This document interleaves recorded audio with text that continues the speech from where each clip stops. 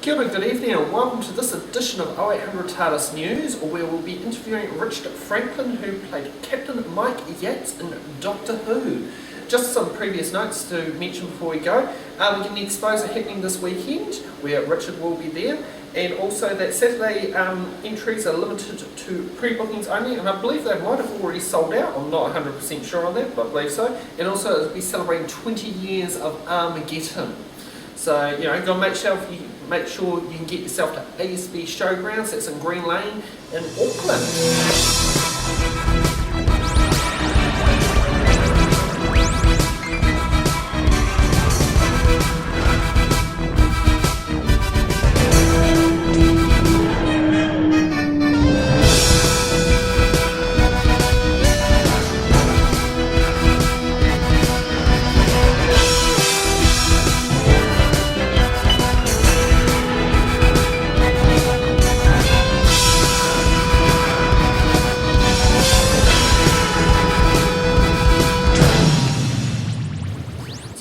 How are you?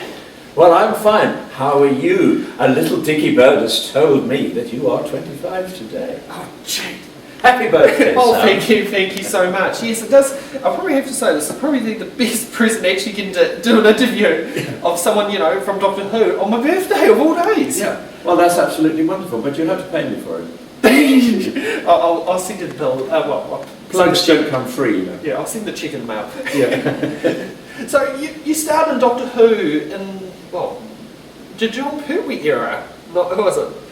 What years were you in Doctor Who? My era was the John Pertwee era, which is known as the Classic series. And it's known as Classic, I think, because for one reason, the writing was particularly good at that period. We had some very top writers who wrote good stories. And if you don't have a good story, you haven't got a programme. I mean, you know, it's true. You can't win the derby on a donkey. I do have to admit, I do like watching the John Pertwee era. I've watched many things on videotapes, including, you know, Terror of the Autons was a very good episode, like same with Spearheads from Space, which, were you in Spearheads from Space or Terror of the Autons? Terror of the Autons was one of my early ones, yes. Yeah. It might have been the first, actually. I think it was the first. Yeah. It's quite hard to remember, actually, but you know, it's a while ago. But we did have some really good stories. In fact, one of them was so long ago, it was originally shown in black and white. And it's just been recoloured. It's called The Mind of Evil. Oh! And it's a superb story. And I was amazed. I was invited to the British Film Institute. They had a special showing of Mind of Evil after it had been recoloured. I mean, the technology is quite extraordinary. And, but I thought, the extraordinary thing was that the story really holds up. I mean, today's Doctor Who has most fantastic technology. It has a huge budget and produces, I think, probably, I would say, arguably the best technology and effects of any programme on British television at the moment. But I think the classic period that I was in, with a very low budget, actually has the better stories. I do have to agree. I do like rewatching some of the old stories, many which you have featured in. I mean, I've got a whole heap of John Pertwee classic videotapes as well. So yeah. Oh, good. Well, thank you very much for doing that. I think it's across. People like you have kept us in business for years. Oh, definitely. Well, you know, long before my time. Because also you've started in the Five Doctors as well. Yes, I was in the Five Doctors, and that is entirely, again, actually, it's due to people like you, the fans. What happened was, I moved up to a small North Yorkshire hill town where my family originally came from, population 700.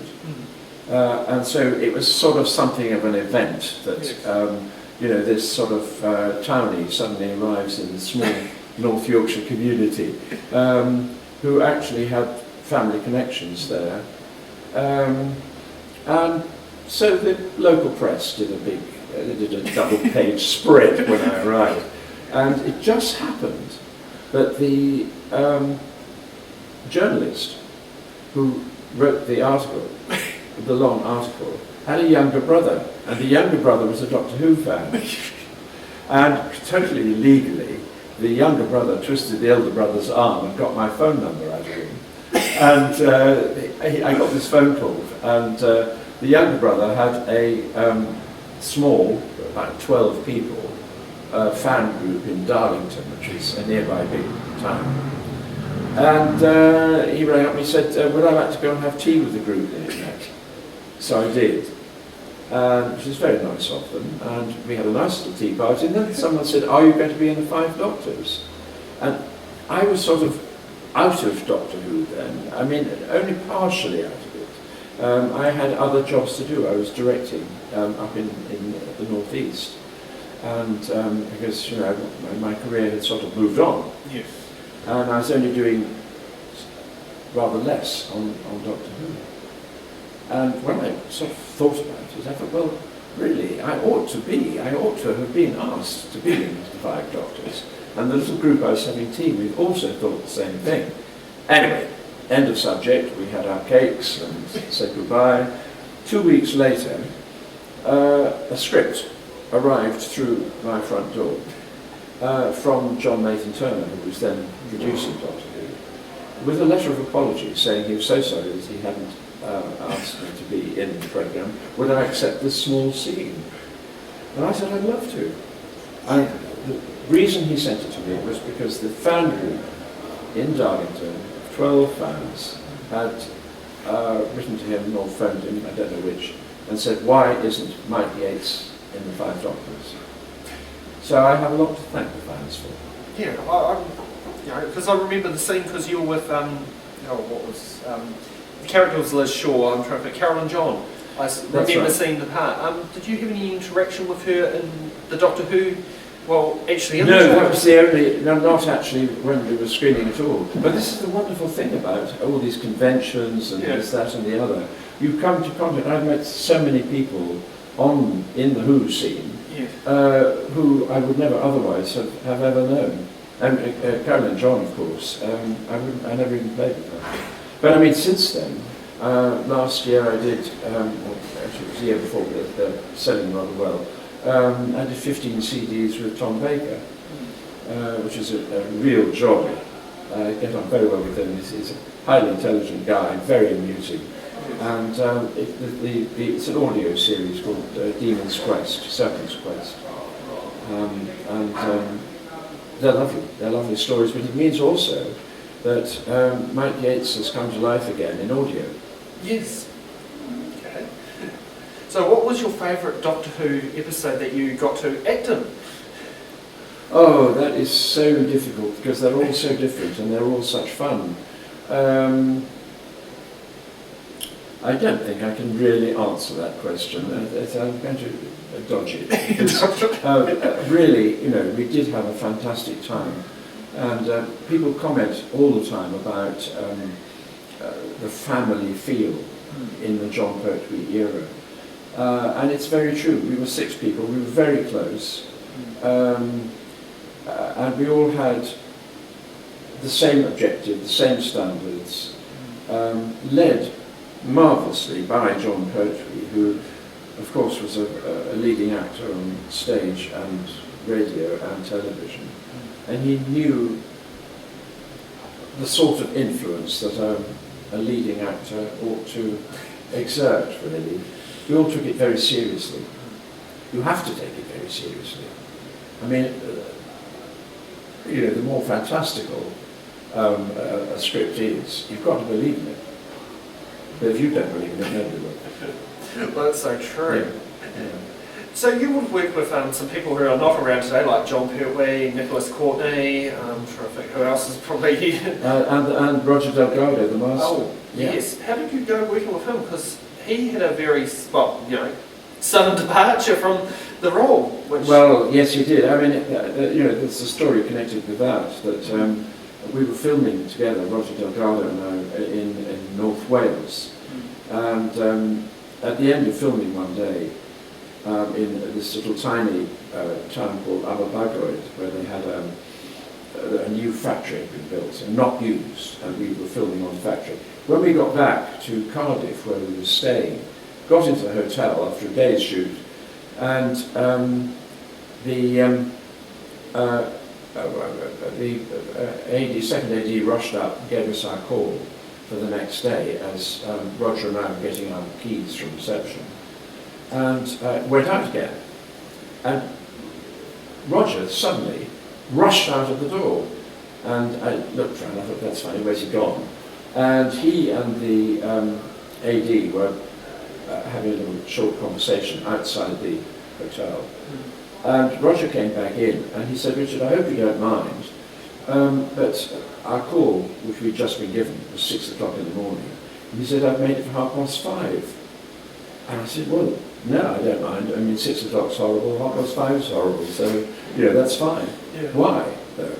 And he said, well, he didn't trust the unit drivers in Turkey. And, not in Turkey, he didn't trust the unit drivers anywhere. And because, if they're rushing and they drive badly.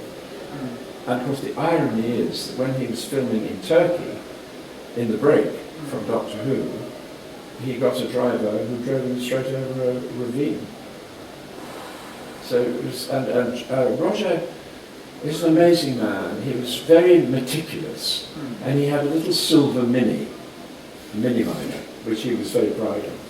Immaculate, as was his script, not as rubbing out or anything very, very precise, as was his costume, as was his performance. He was very meticulous. And that those thin lips and that sort of sharp beard he had and the piercing eyes, it was all of a piece. So it was very ironic, really, that they should have been in a hurry and that he ended his life that way. It's well said here, but yeah, I can see exactly how things happened. Yeah, I only heard about it when I was doing another job directing up in Yorkshire, and I was having a cup of tea and having a break, and literally I was making a cup of tea and had the radio on, and it came over on the national news that Roger had been killed, and it was really shocking because we'd worked together for nearly 4 years, and he was a nice guy. As someone who I probably, I think everyone probably would want to have met, the first master anyway, because it was... Yeah, I mean, he was the ultimate. Yes, the first and ultimate, I think. I heard he also, he drew the lines of how the character became as well. Absolutely, yes, he created the role. Yeah. As I created the role of Captain Mike, yes. There are no substitutes. Yeah, I do have to. And did he always wear black as the master? Because all I remember seeing him as wearing a black costume as... Yeah, well, black represents evil, doesn't it? Evil. Yeah. Even though, actually, this is the thing, in this extraordinary age in which we live, of sort of political correctness, some teachers refuse to mark papers in red because it's, you're not allowed to tell children, or some teachers will not tell teachers that they're students that they're wrong. They could be righter. Well, I mean, that's ridiculous. Yes. Actually, I do remember that in my exams. Had to be blue or black pen, because red was the marker pen. Yes. Yeah, I think my grandma said that was the same in her teaching days as well. Yeah. Yeah. Now, the other one that I read on Wikipedia, since that gives us a lot of information, you were on Emmerdale as well. Oh, yes, I was. Yeah. Did you mention Wikipedia? Yes. That's enough to make not only my shirt red, but also me boil inside. No, the trouble with Wikipedia is, I think, it's extraordinary that anybody can write in and just add what they want. I've actually recently changed my Wikipedia, and I hope it will stay changed to the truth, to what I've actually done, and I've been fairly proud of. But someone got hold of it, and I think it was with... there was no malice about it, but they had obviously a bias in Doctor Who direction, and so all the credits were about Doctor Who, and I have done other things. Emmerdale Farm, of course, being one of them, and as you know, Fraser Hines, who was the boy before I came on the programme, he was with Pat Traven. Fraser played one of the brothers, who owned Emmerdale Farm. And I came on and bought all the farms and put all the people who worked on them out of work. Oh, he was, I won't use the word, four-letter word on radio or television in New Zealand or Australia or anywhere else. But a four-letter word did describe my character. And he didn't care a damn about the future or the fate of people who ran the farm. Now, I've also heard you've done some work in New Zealand. What sort of work have you done?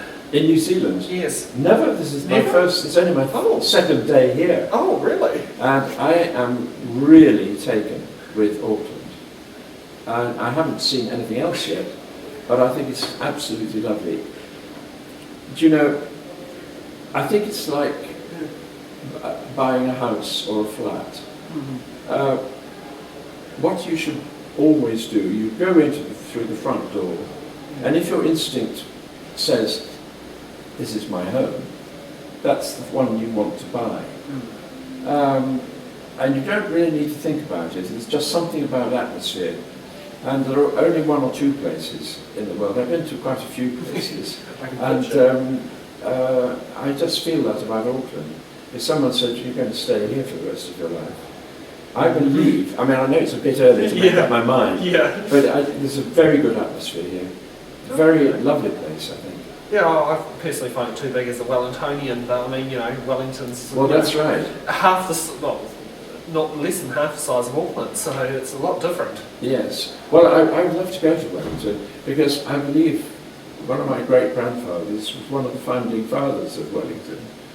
And actually, funnily enough, my aunt was an Eden. She was a daughter of Lord Auckland, and who, of course, is one of the founding fathers of Auckland. So really, I more or less own a major part of New Zealand. No, I'm being funny. I would be very humble if I came here, and I like the atmosphere. So how long are you in New Zealand for? Just a week, unfortunately. Just a week. Yeah, I'd love to stop for longer, but I have a big convention to go to in Ireland the day after I get back. Now, the other thing we would like to know, would you prefer, well, I should say, have Sir Peter Jackson direct Doctor Who? Would I like who? Sir Peter Jackson. He's Lord of the Rings Hobbit. Oh yes. Yes. As many speculations have gone around that, you know, people within the Doctor Who industry want him to direct an episode. Oh well, yes, I'm sure he'd be wonderful. Yes, I think yes, absolutely. I think he'd be terrific. I think there will be some changes soon in Doctor Who. Actually, we've now got Peter Capaldi playing the Doctor.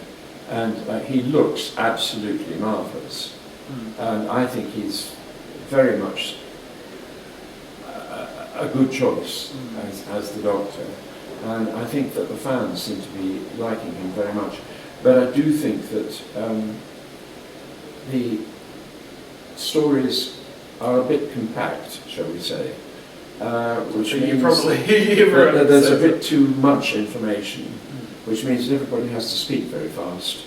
And it's rather difficult to understand at the moment. But I think that with, maybe, I think myself, that the series format is better than the 50-minute format. Because, for two reasons. One reason is you develop the interest. People come to a cliffhanger and they want to come back the next week, and the next week. And I think 4 episodes is excellent, because then you've hooked people. Yes. They have to come back for more. Also, it means you can develop character. You can develop the story much more. Yes. If you try to cram everything, and the ideas are very clever, some of them, in the present series. But if you try to cram everything into 50 minutes, I know it's a bit in the spirit of today, where everybody wants everything immediately. Yes. But I think that there is a move to going back to a more relaxed.